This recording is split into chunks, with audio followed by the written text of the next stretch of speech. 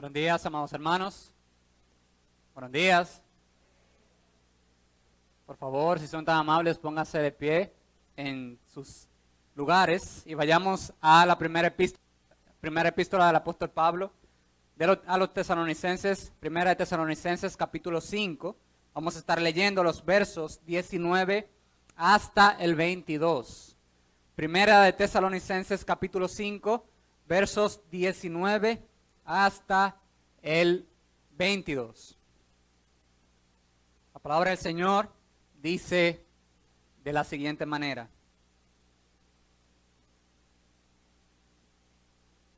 les pido disculpa porque estaré leyendo la Nueva Biblia de las Américas. Yo sé que ustedes tienen la Reina Valera, así que discúlpenme por esto.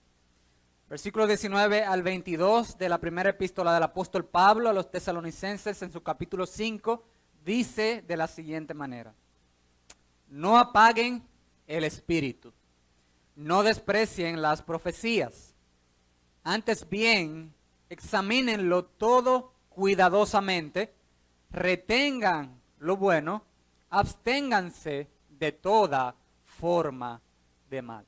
Padre, gracias te damos una vez más por tus misericordias, por tus bondades para con nosotros. Gracias porque nos has permitido cantar de tu santidad. No hay nadie como tú, no hay nadie que se pueda parar a tu lado. Tú eres único e irrepetible, tú eres Dios sobre todo. No hay nada en la tierra ni sobre la tierra que se pueda comparar a tu persona. Tú eres santo, santo, santo. Por eso te damos a ti la adoración, la alabanza. Tú eres digno, oh Dios, tú y solo tú eres digno de adoración.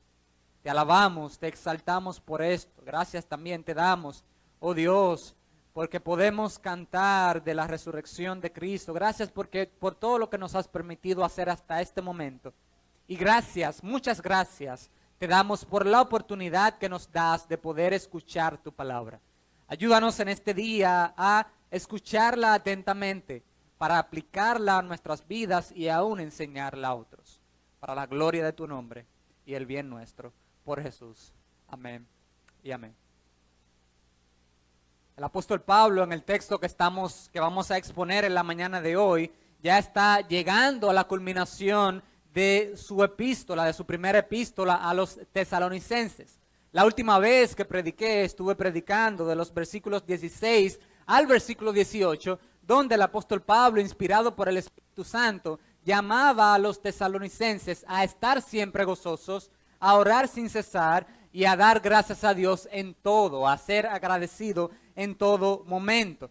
Aquí en los versículos 19 al versículo 22, el apóstol Pablo entonces quiere exhortar, quiere mandar a los tesalonicenses y a nosotros hoy en día también, a que nosotros podamos valorar la persona del Espíritu Santo y su manifestación en la iglesia de Cristo. Aquí en estos versos del 19 al 22 vamos a ver cómo el Espíritu Santo opera en la vida del cristiano y cuál debe ser la actitud de la iglesia frente a la manifestación del Espíritu Santo en la congregación de los santos. Vamos a estar abordando entonces estas exhortaciones que el apóstol Pablo habla, inspirado por el Espíritu, con relación al Espíritu Santo. Si vemos el versículo 19 de nuestro texto en el día de hoy, la palabra del Señor comienza diciendo de la manera siguiente: no apaguen el Espíritu. No apaguen el Espíritu.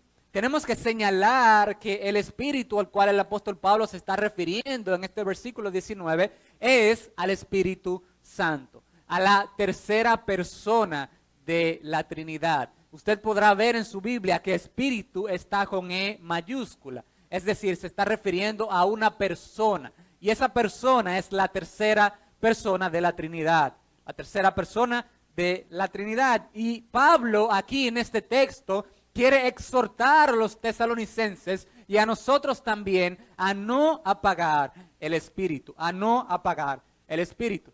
Tenemos que saber que bíblicamente el Espíritu obra de forma personal e individual en las vidas de cada uno de nosotros. El texto de la palabra de Dios nos enseña que el Espíritu Santo nos convence de pecado, justicia y juicio. Es el Espíritu Santo quien regenera nuestros corazones. Es el Espíritu Santo que abre nuestros ojos para que nosotros podamos ver a Cristo. Es el Espíritu Santo quien nos reforma. Es el Espíritu Santo que nos hace nacer de nuevo. Es la obra del Espíritu Santo en nuestros corazones de manera individual. Pero también cuando vemos en la palabra de Dios, vemos al Espíritu Santo obrando en la congregación. Vemos al Espíritu Santo obrando en la comunión, o más bien en la reunión de los santos. Por ejemplo, si leemos en primera a los Corintios capítulo 12, vamos a leer lo siguiente. El texto de primera a los Corintios capítulo 12 dice de la siguiente manera. Miren cómo dice primera a los Corintios capítulo 12, versículo 7.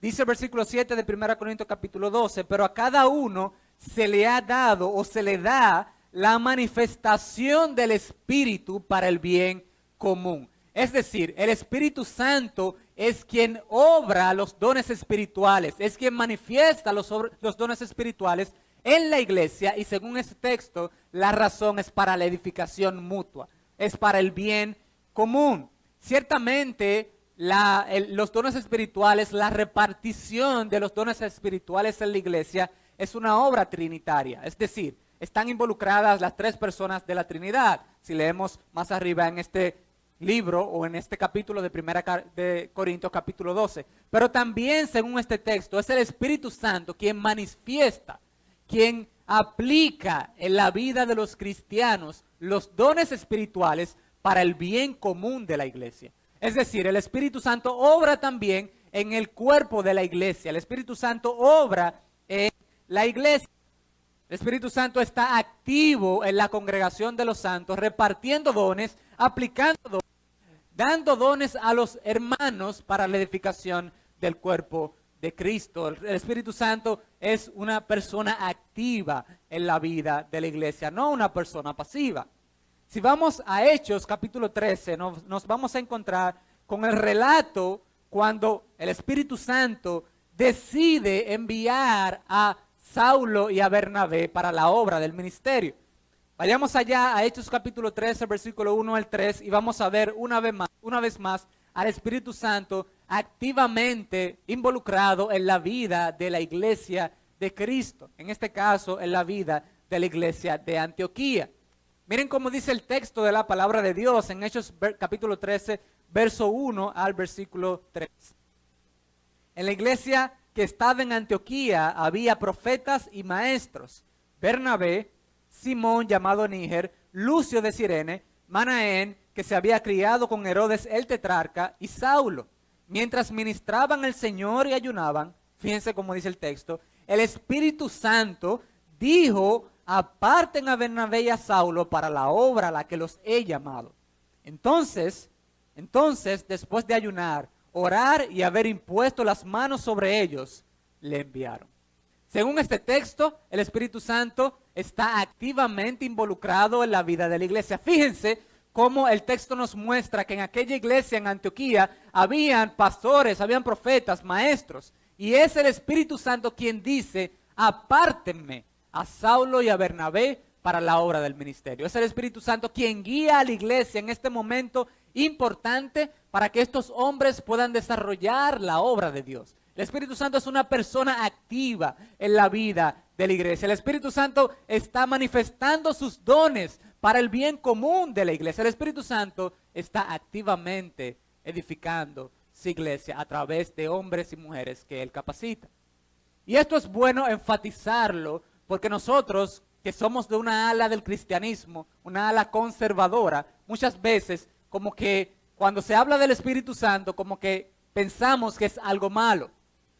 Ciertamente hay personas que abusan de la persona del Espíritu Santo. Ciertamente hay personas que dicen que el Espíritu Santo hace tal o cual cosa, que le atribuyen cosas al Espíritu Santo que realmente no vienen del Espíritu.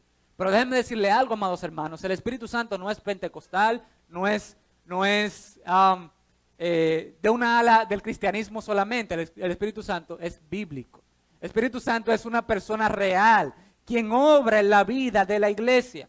Y eso lo vemos en las Escrituras. El Espíritu Santo está activamente edificando su iglesia a través de los dones que Él reparte en su congregación.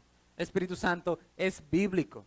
El Espíritu Santo es una persona y que está activamente involucrado en la vida de la iglesia y edificando su iglesia. Es por esto que el apóstol Pablo entonces dice, no apaguen el Espíritu.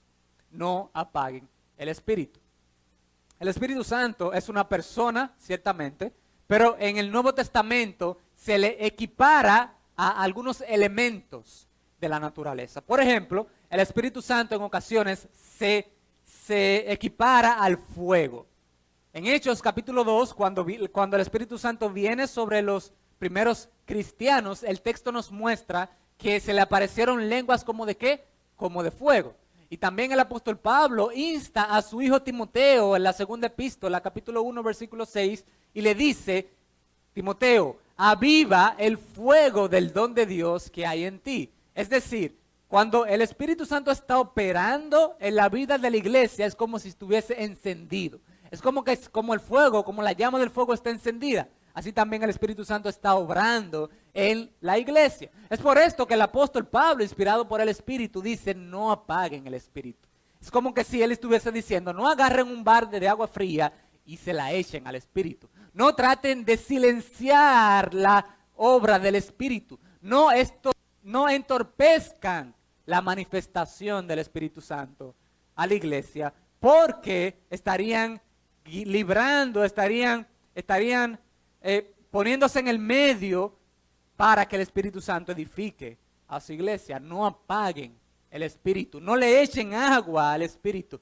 En otra ilustración es como que si el Espíritu Santo fuera una radio y nosotros vamos y le apagamos porque no queremos escuchar su voz, porque no queremos que Él nos siga hablando y entonces nosotros vamos y apagamos la radio. No apaguen al Espíritu, no apaguen el Espíritu. Ahora, ¿cómo se hace eso? ¿Cómo se puede apagar el Espíritu Santo?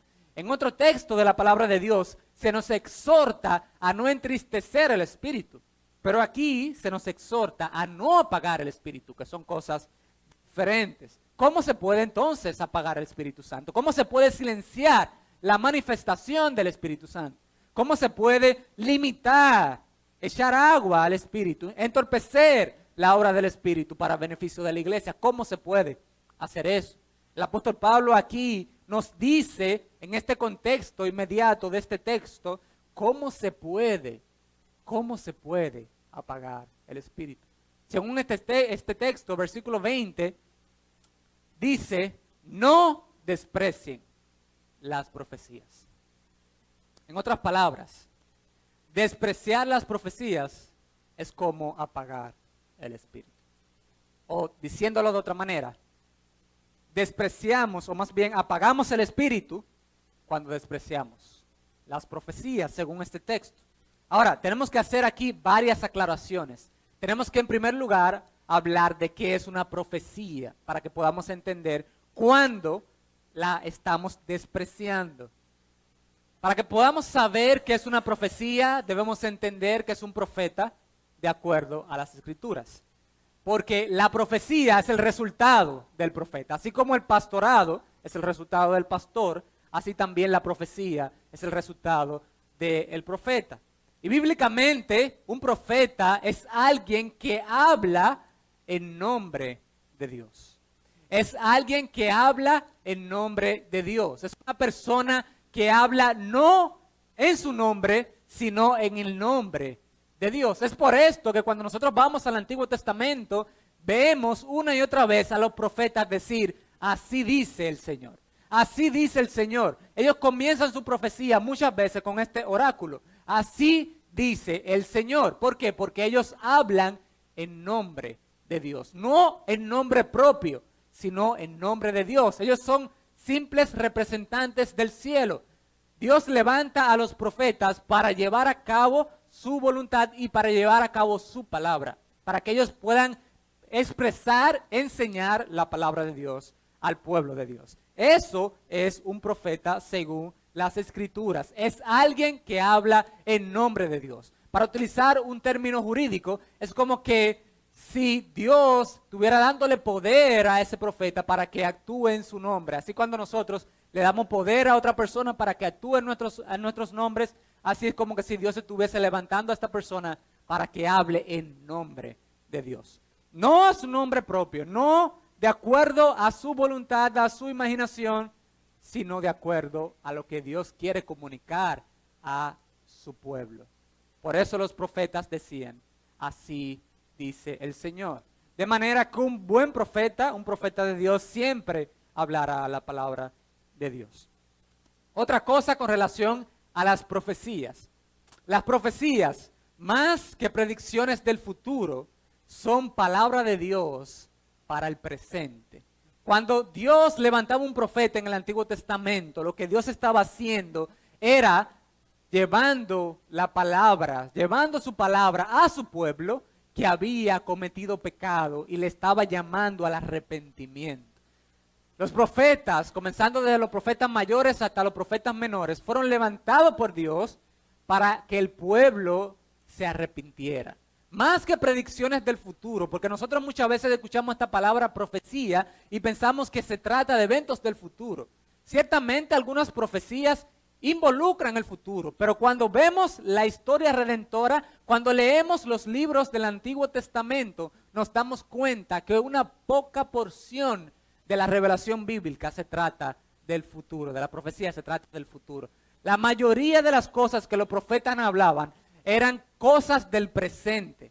Era que Dios levantaba a estos hombres para llamar la atención del pueblo. Es que estos hombres se ponían delante del pueblo y decían, miren, así dice el Señor, ustedes están pecando, ustedes están haciendo mal frente a Dios. Y si ustedes continúan en ese camino, le va a acontecer tal cosa.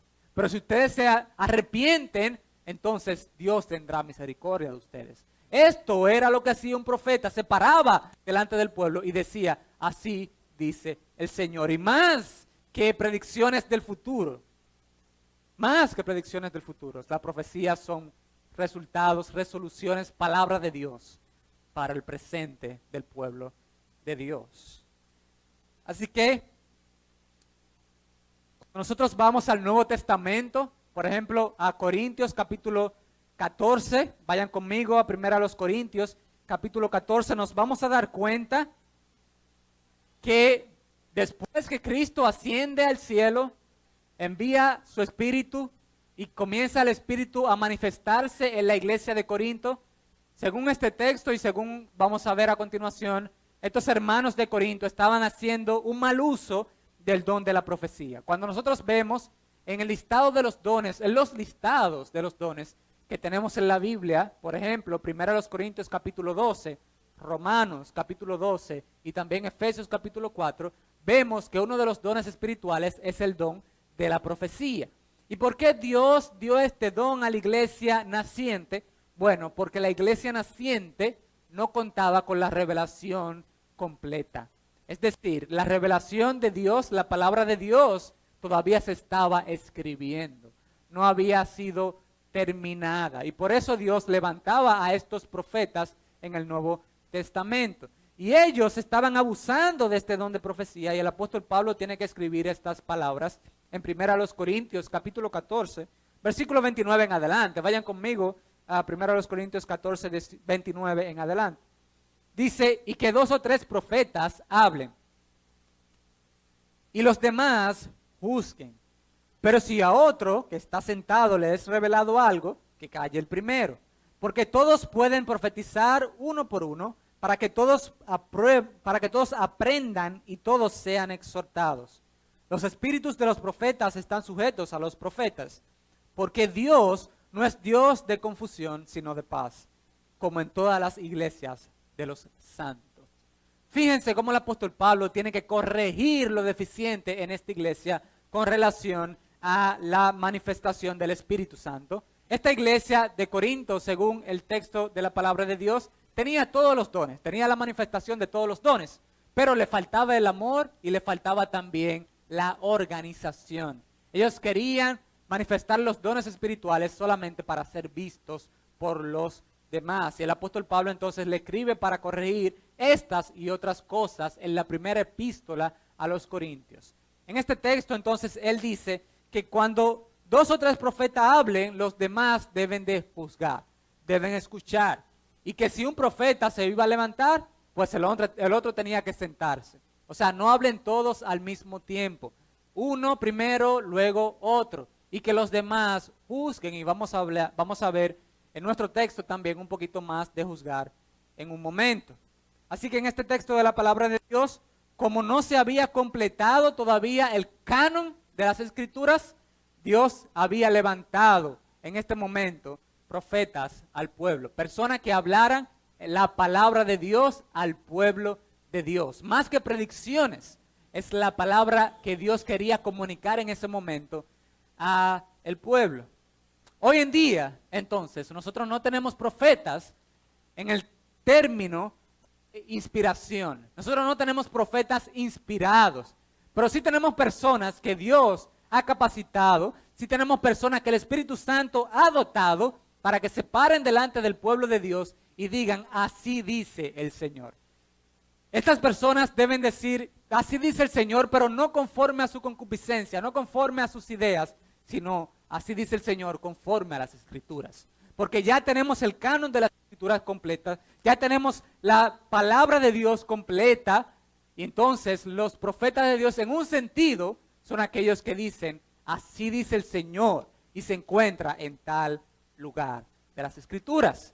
Por lo tanto, nosotros no debemos despreciar, esa es la aplicación de nuestro texto, no debemos despreciar a aquellos hombres que el Espíritu Santo capacita para traernos la palabra de Dios. Amados hermanos, nosotros no debemos dar por hecho que Dios siga hablando a su pueblo hoy en día. Es una gracia, es una bendición, es algo por lo cual darle honra y gloria a Dios, que Dios a través de la historia, toda la historia del cristianismo y hasta hoy en día sigue hablando a su pueblo.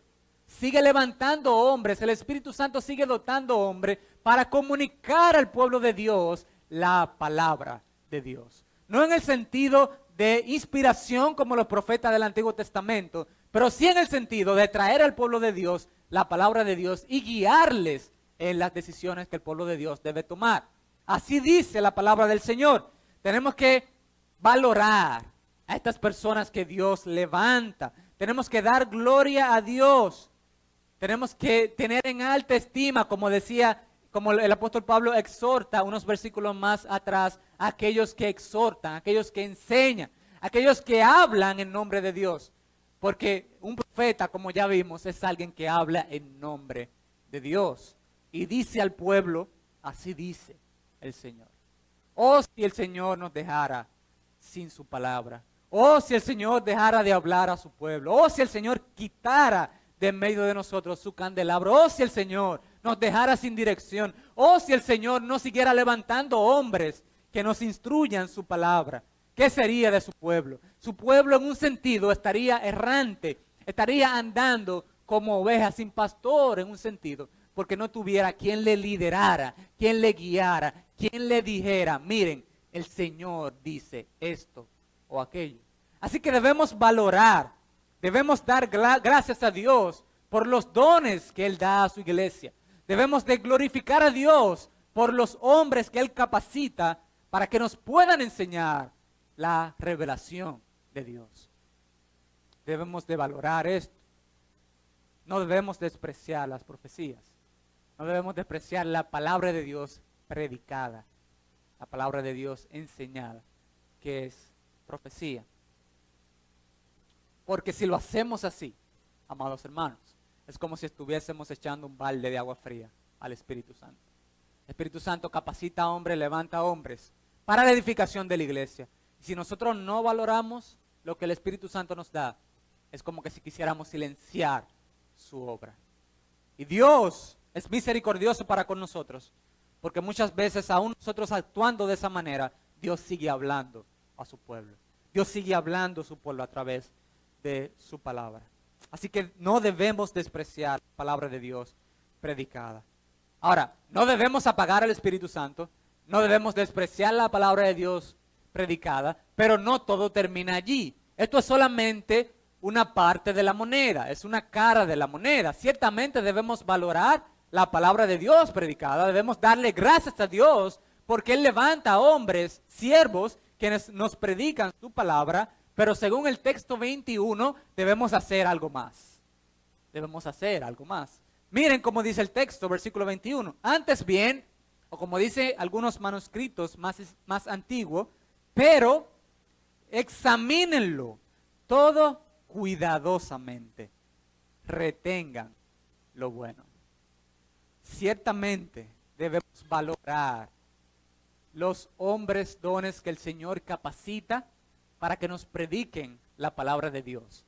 Debemos de aceptarlos, debemos de recibirlos con gozo, debemos de darle gloria a Dios, porque todavía Él nos sigue hablando a través de personas que Él capacita para que nos expliquen la palabra de Dios. Pero, según este texto, no debemos tragarnos todo. Según este texto, no debemos aceptar todo lo que se nos diga desde el púlpito. Según este texto, no debemos escuchar pasivamente.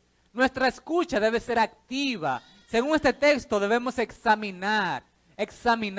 Y la palabra examinar es poner aparte, es analizar por parte lo que se nos está dando. Es que nosotros podamos dividir y podamos estar analizando si lo que se nos está diciendo es genuino.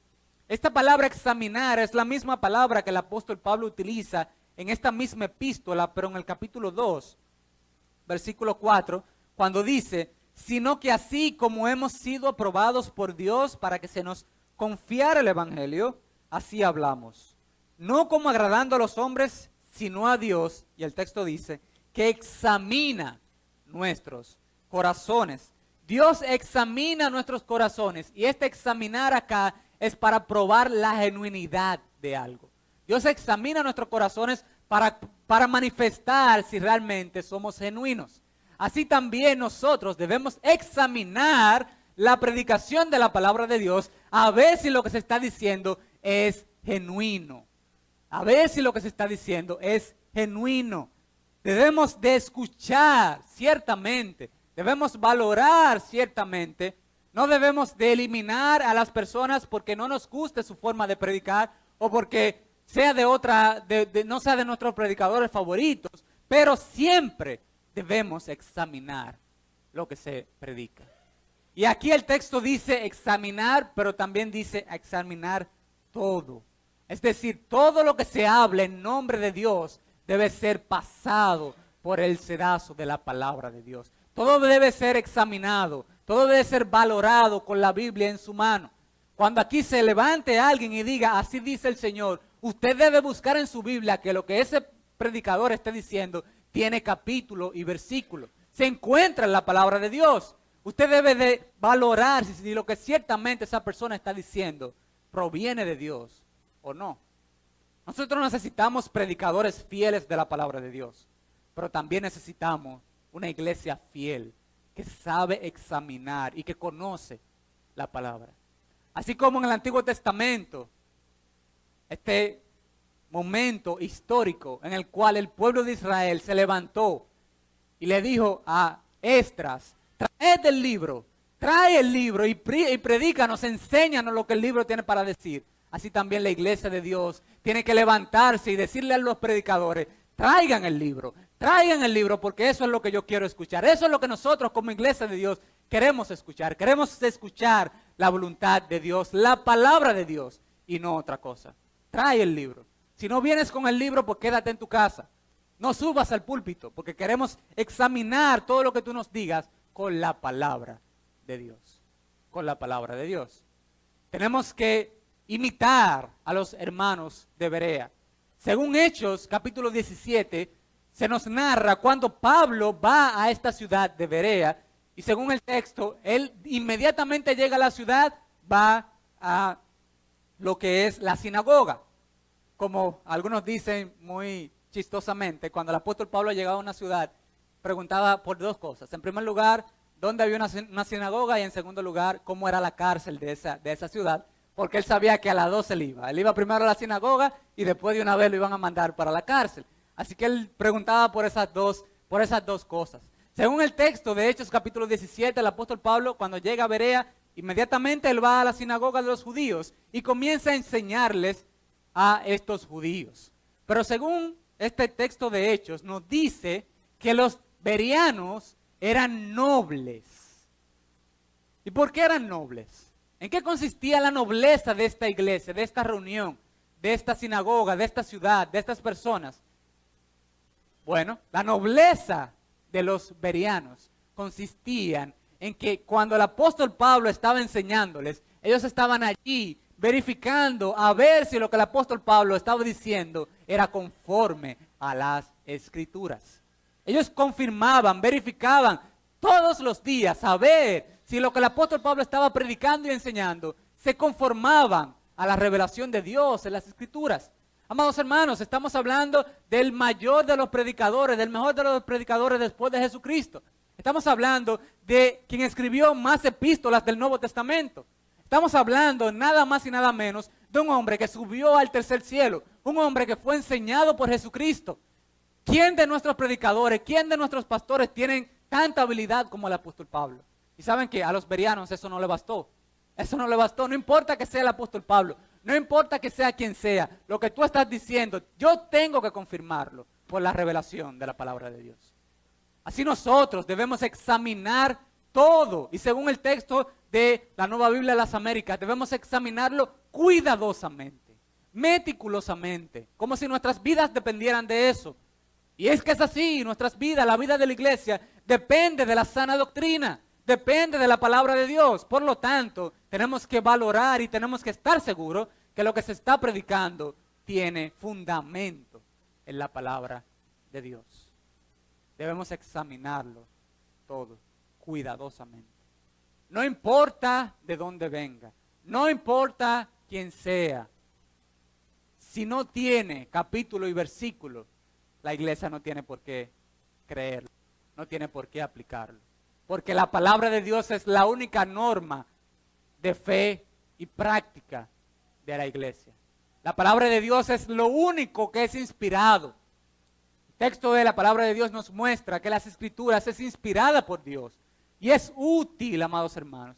Es lo único útil para enseñar, para redarguir, para instruir en justicia. Y es suficiente para hacer del hombre de Dios perfecto, preparado para toda buena obra. No necesitamos más nada que la palabra de Dios. La iglesia de Dios necesita la palabra de Dios y no otra cosa. Es la palabra de Dios que necesitamos, por lo tanto, debemos de examinar todo lo que se dice con la palabra de Dios. El apóstol Pablo le dijo a los Gálatas en el capítulo 1, hermanos, si yo o hasta un ángel se aparece a ustedes y les dice algo contrario al evangelio, ¿sabe qué? Sea el tal anatema, sea el tal maldito. No importa si es un ser angelical, no importa quién sea, si no se conforma a la revelación de Dios, hermanos, no tenemos por qué creerlo, no tenemos por qué aplicarlo, porque solo la palabra de Dios puede normar la vida de la iglesia.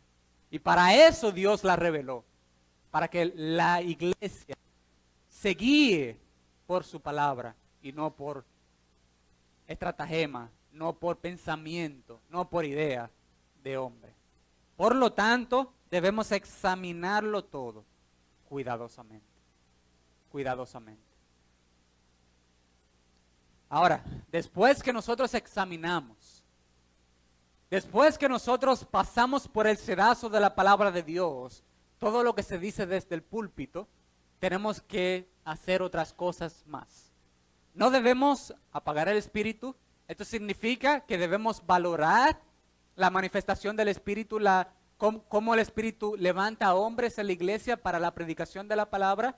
Debemos alabar al Señor por eso, debemos celebrar al Señor por esos dones. Pero también debemos examinar lo que se dice.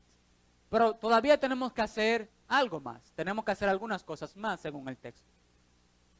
Según el texto, tenemos que retener lo bueno. Perdón. El texto dice, examínenlo todo cuidadosamente, parte final del versículo 21, retengan lo bueno.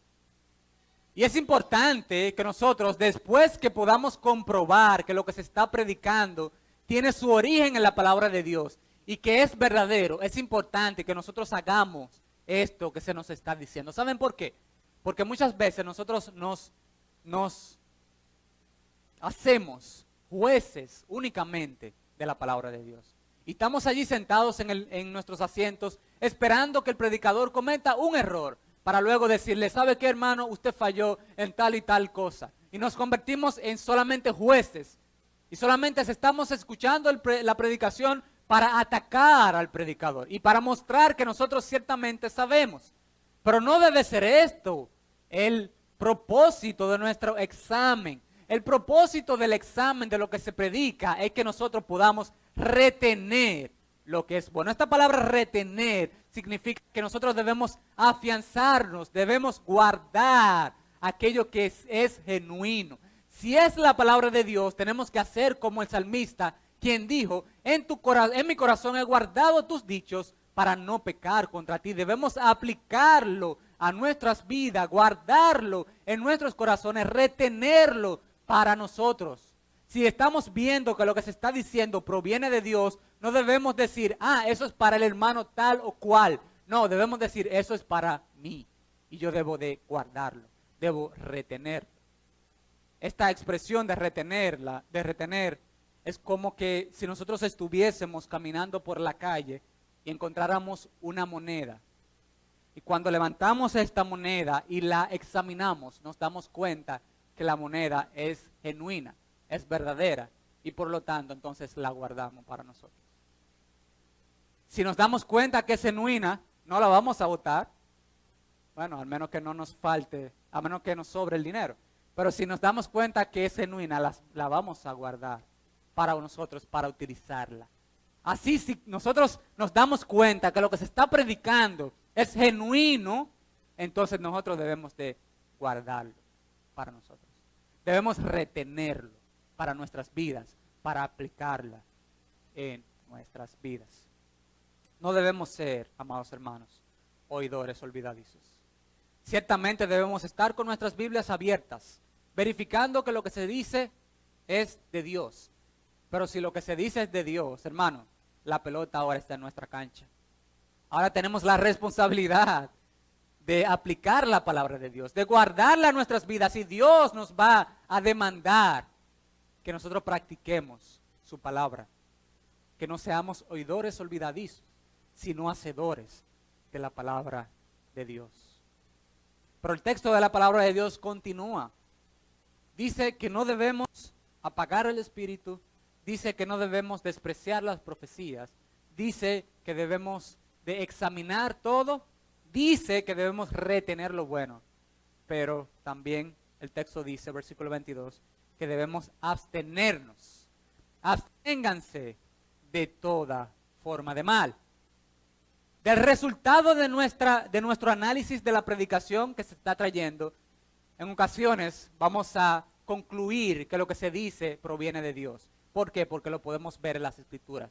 Pero en otras ocasiones vamos a concluir que lo que se está diciendo no proviene de Dios, no es genuino, no es bueno. Y amados hermanos, lo bueno o lo malo lo determina Dios, lo determina su palabra. Es decir, que lo bueno o lo malo es lo que se conforma o no a la palabra de Dios, no a nuestra imaginación, no a lo que nosotros pensamos que es bueno o malo, sino a lo que Dios dice que es bueno o malo, genuino o falso. Y si de nuestro examen nosotros podemos valorar con la voluntad de Dios que lo que se está diciendo no es genuino, así cuando nosotros encontramos la moneda que es genuina y la guardamos, si encontramos una que es falsa, ¿qué hacemos? La botamos, la desechamos, no la guardamos para nosotros. ¿Saben por qué? Porque no es real, no es genuino, no proviene de Dios. Y lo mejor que podemos hacer cuando se trata de predicación falsa, de profetas falsos, es correr por nuestras vidas. Es correr por nuestras vidas. Porque como dijo Juan, primera de Juan, en el capítulo 4, hijitos, prueben los espíritus, porque hay espíritus que no son de Dios. Hay personas que hablan en nombre de Dios, pero no son de Dios. Hay personas que son falsos profetas. Jesús lo dijo ya en los evangelios. Jesús dijo que los falsos profetas se visten de ovejas, pero por dentro son lobos rapaces. Por lo tanto, lo que la iglesia de Cristo debe hacer, cuando examina con las escrituras y se da cuenta que un profeta o una enseñanza no viene de Dios, es abstenerse de esa enseñanza. Es no guardar esa enseñanza. Es no aplicar esa enseñanza a su vida, por el bien de la iglesia, por el bien de su vida. Debemos entonces abstenernos y, según este texto, de toda forma de mal, toda manifestación del error, debemos de desecharlo. Debemos de desecharlo. Como dije ahorita, si no proviene de Dios, si no tiene fundamento en las escrituras, no debemos de guardarlo para nosotros. Debemos de desecharlo, debemos de correr por nuestras vidas, no importa quién sea que lo esté diciendo, no importa quién sea que lo esté enseñando, porque la autoridad final no son los hombres, la autoridad final es Dios a través de su palabra. Por eso es que nosotros debemos examinar cuidadosamente lo que se predica, porque no todo el que habla en nombre de Dios proviene de Dios. No todo el que dice, así dice el Señor, proviene o está apoderado por el Señor. No todo el que dice hablar la palabra de Dios, habla la palabra de Dios. Es por eso que a la iglesia se le llama a examinar cuidadosamente, a analizar cuidadosamente, con su Biblia en mano, lo que se predica, lo que se enseña, lo que se dice, para ver si lo que se dice es así, es verdad, es genuino. El siglo XVI es una época importante de la iglesia. En esta época, la época de la Reforma, el Señor levantó a hombres piadosos, quienes recobraron una enseñanza cardinal del cristianismo. Esta enseñanza es sola escritura, o solo la escritura. Solo la escritura es la regla final de nuestra fe y práctica. Solo la escritura puede normar nuestra conciencia. Solo la escritura nos debe decir lo que la iglesia debe hacer. En este contexto de los reformadores, se pensaba que Dios hablaba a través de la Biblia y también a través del papado, a través de la iglesia, y que lo que el Papa decía era palabra de Dios, porque el Papa era el vicario, o es como se cree hoy en día, el vicario de Dios, y que cuando él enseña es cátedra, es como que si Dios mismo estuviese hablando a través de él. Y los reformadores se pararon y dijeron, no es así, ni el Papa, ni la iglesia, solo la escritura, solo la escritura. Y Martín Lutero puso eso en evidencia cuando en el 1521 se le llevó a una reunión conocida como la Dieta de Worms, donde se le puso allí en medio de las autoridades eclesiásticas y civiles de ese momento, personas quienes tenían la autoridad de quitar su vida. Y le dijeron, mira, tienes que retractarte de lo que tú estás enseñando, porque lo que tú estás enseñando va en contra de la iglesia, va en contra de nuestros intereses. Y este hombre de Dios, asustado ciertamente porque era hombre, dijo, yo no puedo, ni quiero contradecir mi conciencia. Y a menos que ustedes me comprueben con la palabra de Dios. Hermanos, este hombre estaba en medio de personas que estaban dispuestos a quitarle la vida. Y él dijo, a menos que ustedes me comprueben con la palabra de Dios que lo que yo estoy diciendo no es así, yo no puedo ni quiero retractarme. Porque mi conciencia está cautiva a la palabra de Dios. Así nosotros también tenemos que tener nuestras conciencias cautivas a la palabra de Dios. No a lo que el hombre dice, sino a la palabra de Dios. Tenemos que verificar que todo lo que se diga, todo lo que se predica proviene de la palabra de Dios. No importa quién lo diga, debemos de manifestar esta doctrina cardinal de la iglesia. Solo la escritura. Porque solo la escritura es inspirada por Dios. Ningún hombre es inspirado por Dios. Todos somos falibles, pero la escritura es infalible, no puede fallar, porque proviene de un Dios que no puede fallar. Por lo tanto, hacemos bien en escuchar a la palabra profética más segura que tenemos, la palabra de Dios. Es por esto que debemos decirle a los predicadores que traigan el libro, que prediquen el libro, que nos enseñen el libro, porque no queremos escuchar nada, no queremos escuchar otra cosa que no sea la palabra de Dios. Si no tiene capítulo y versículo, mi hermano, no lo diga, no lo enseñe, porque nosotros lo único que queremos es la palabra revelada, infalible, inerrante y todo suficiente de Dios. Por eso es que debemos, hermanos, examinar cuidadosamente. Debemos valorar, agradecer a los hombres dones que Dios levanta, pero también debemos examinar cuidadosamente. Tenemos que retener lo bueno y tenemos que abstenernos de lo malo. Dios nos ayude, hermanos. Dios nos ayude a ser una iglesia que pueda ser conocida como una iglesia noble. No por la nobleza de sus personas, sino porque esta iglesia examina todo lo que se diga o todo lo que se dice con las Escrituras. Así como los bereanos, que examinaban todos los días a ver si lo que Pablo enseñaba tenía fundamento en las Escrituras. Así que esta iglesia, amados hermanos, sea una iglesia conocida como una iglesia que sea bíblica, no solo de nombre, sino de hecho y verdad. Para la gloria de Dios, el bien de esta iglesia y el ejemplo de otros. Padre, gracias te damos por tu palabra. Gracias una vez más, porque ella es la verdad. Gracias te damos porque tú levantas hombres quienes a través de tu espíritu tienen la habilidad de poder explicar, aplicar tu palabra a tu iglesia. Porque tu iglesia no necesita otra cosa. Lo único que tu iglesia necesita, lo único que tu pueblo necesita es tu palabra.